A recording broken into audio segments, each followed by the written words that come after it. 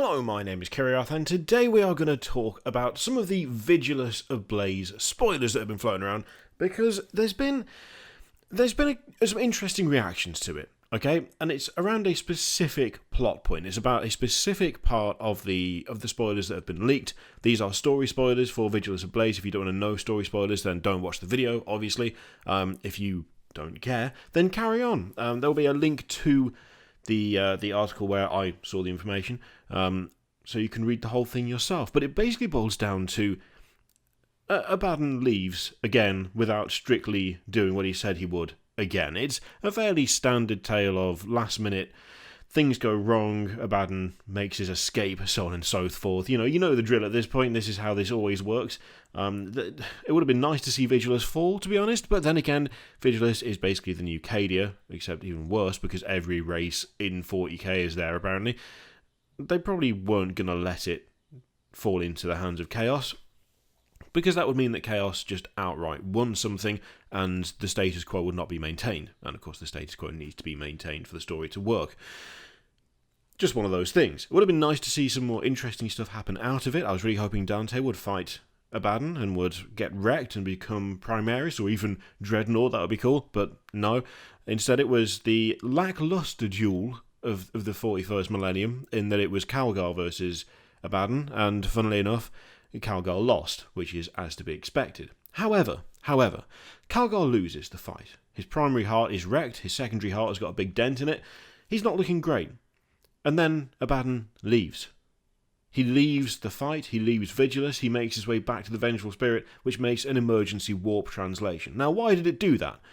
Why would Abaddon just leave and get on the Vengeful Spirit and piss off? Well, because Calgar spoke to the Eldar and was like, hey, do you fancy filling a ship full of Deathstrike warheads and flying it into the Vengeful Spirit? And they said yes, because apparently the Space Marines can now just ask the Eldar to do stuff whenever they like, and the Eldar will do it. So, an interesting development in terms of the lore there, but there you go. That bit I'm not so keen on. The idea of ramming a ship with another ship filled with Deathstrike missiles, I'm all on board for that.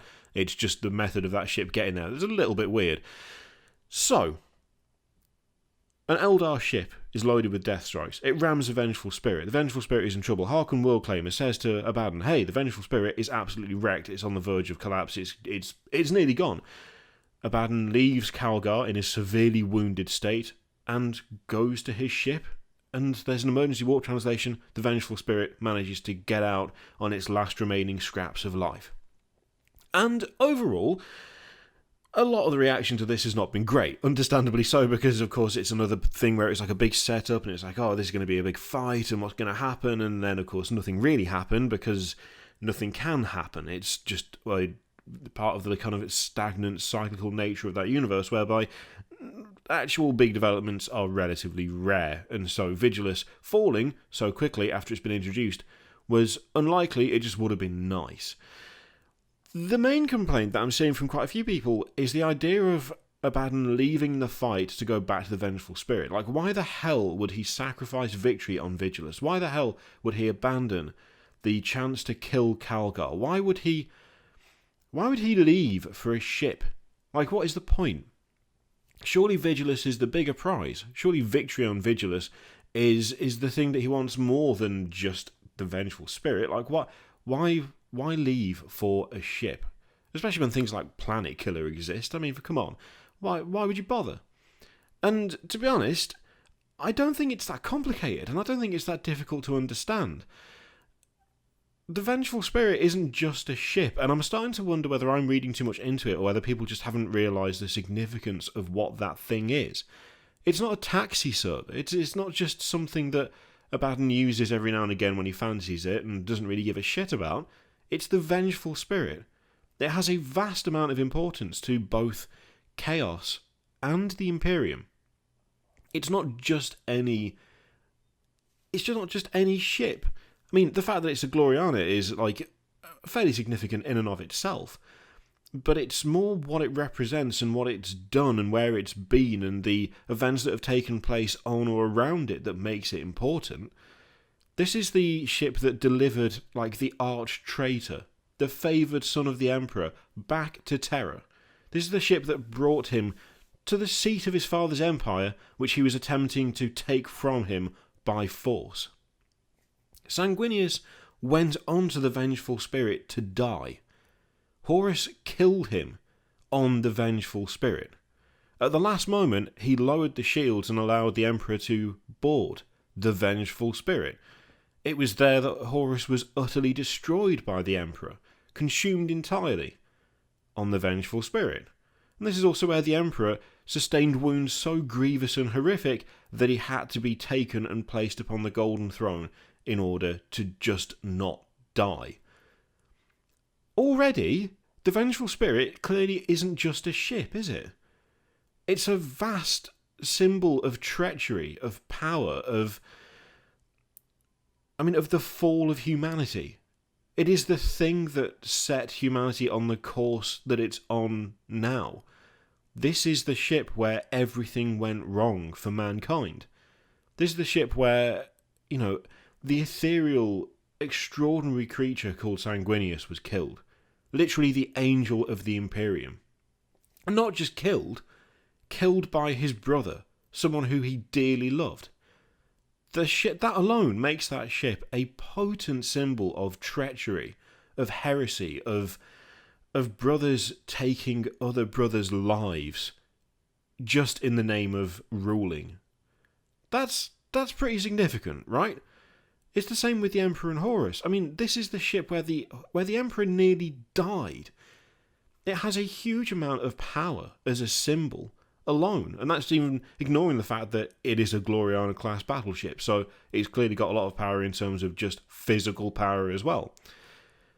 It's an actual symbol of treachery, of dread. It's a symbol of the downfall of the Imperium. To the Imperium, the Vengeful Spirit is not just a ship, it's like a sign of all the hopes and dreams of the Emperor being shattered. That's what the Vengeful Spirit is to one half of the Chaos versus Imperium conflict. To the other half, it is the vehicle that delivered eternal war to man. It is the ship that actually set everything in motion for the conflicts that rage literally up until this point in the story. It would be weird to say that the Vengeful Spirit is a symbol of hope for Chaos. I don't think that's the right phrase. If anything, it's still a symbol of treachery, but more than anything, it's a symbol of power. It is the embodiment of what Horus wanted. And now it belongs to Abaddon. Horus's flagship, the War Master's flagship, the one who wanted to claim his father's throne, this was his ship, and now it's commanded by Abaddon, a son of Horus. That by itself is worth so much more than just taking a planet. With the Vengeful Spirit, Abaddon is able to call warbands to his side. He's able to wield massive influence. Again, it's a massive symbol of something. It's a symbol of Abaddon's power, of Abaddon's right to rule following the death of Horus. It's a status symbol, and a vastly powerful battleship. And the thing is as well, even if you only go from if you ignore all of that, ignore the fact that it's such a strong symbol for both Chaos and the Imperium, even if you just go by physical power, it has been soaked in the tides of Chaos for thousands of years. It is not just a Gloriana-class battleship anymore. It's way more than that. It's stronger than that. It's more resilient than that. It is thoroughly and completely corrupted.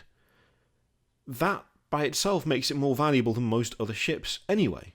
It's already, I think, the most valuable ship in the setting as a whole, just because of what it's done and what it represents and the events that have taken place on board that ship. That makes it the most valuable. But in terms of actual staying power, of offensive power, of what it's turned out to be, that adds to that significantly.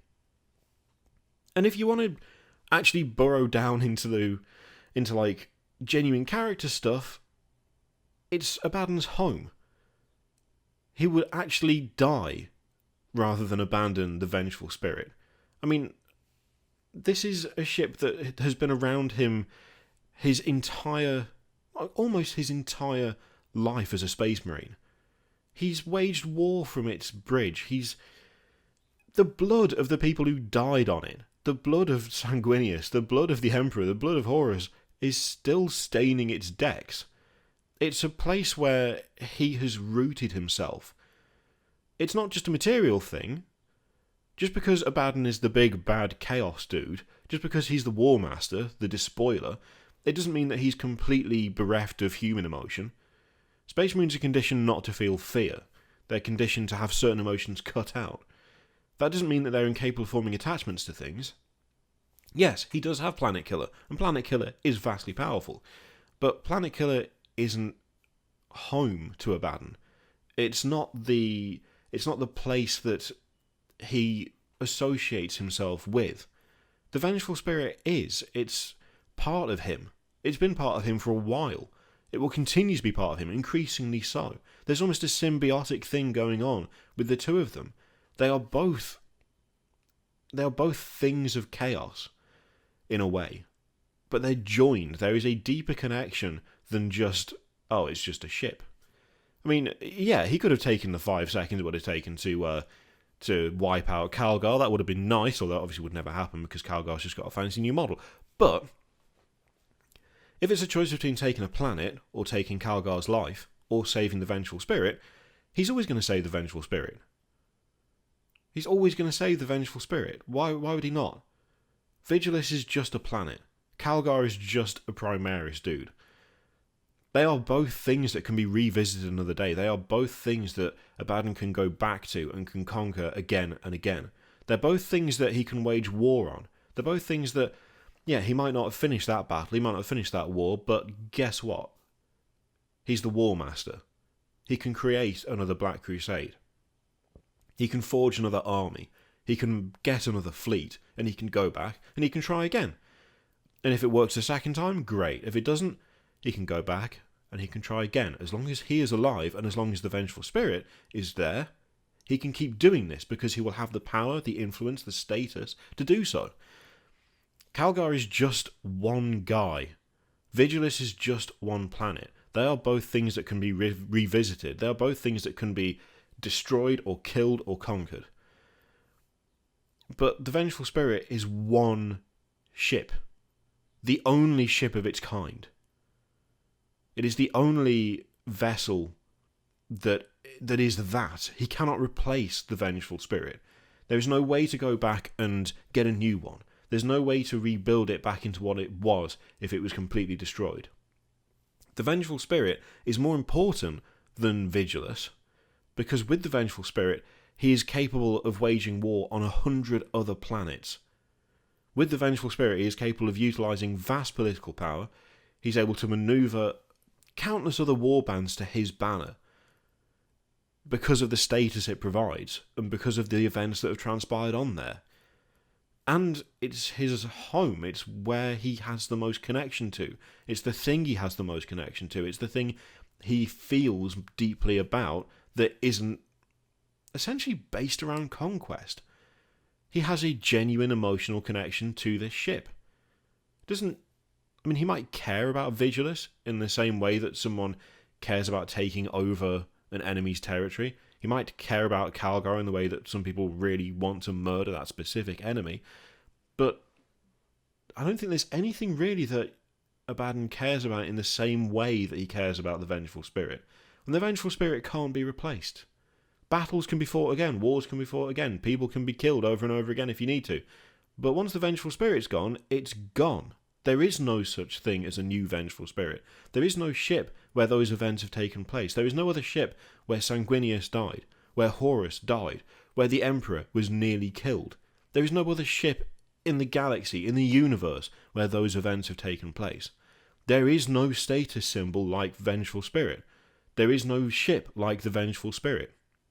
There is no place of historic importance quite like the Vengeful Spirit. It's just more important to him, and to be honest, I would say looking at it, really, it could be seen as, yeah, it's a bit lazy. It could be seen as, well, it's a way to just get him off the planet if we need it.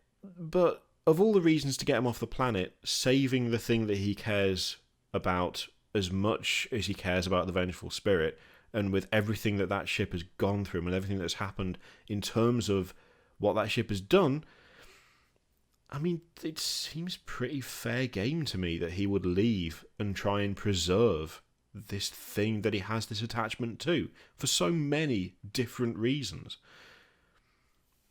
I mean, am I disappointed that Vigilus didn't fall? Yeah. Am I disappointed that actually not really much happened? Yeah. Would this have been a better way for Calgar to have ascended to Primaris? Definitely, because getting trashed by Abaddon and then having to be rebuilt as a Primaris would be kind of awesome. I think they jumped the gun a little bit there. But why did Abaddon leave? To save the Vengeful Spirit. Is that the worst reason he could leave? Absolutely not. Is it a good reason for him leaving? Yeah, I think so. I think so. I think it's fair.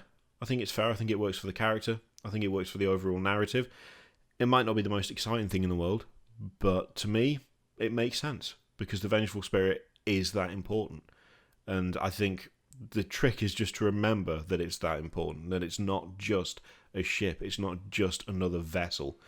It's so much more than that to so many different people, but most importantly, it's so much more than that to Abaddon himself. That's what I think anyway. I'd be interested to hear what you think of that rambling, just flow of thought. Let me know what you think in the comments down below. Do you think I'm anywhere close to the mark on that, or do you think it's just lazy writing? Let me know what you think. In the meantime, feel free to click Patreon, video, subscribe, all that stuff. Click it if you like, don't click if you don't want to, and I will see you for the next one. Toodaloo.